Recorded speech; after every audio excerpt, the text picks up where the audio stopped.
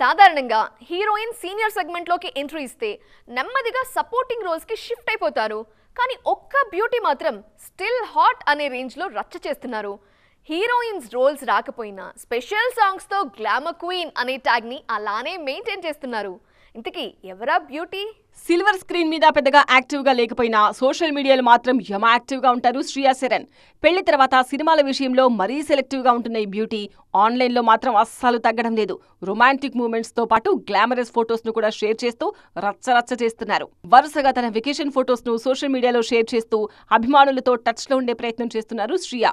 Senior most heroine గా టాలీవుడ్ లో continue అవుతున్న ఈ బ్యూటీ స్టిల్ హాట్ అన్న రేంజ్ లో పోజ్ ఇస్తుండటంతో ఫ్యాన్స్ ఆ ఫొటోస్ ను తెగ వైరల్ చేసేస్తున్నారు.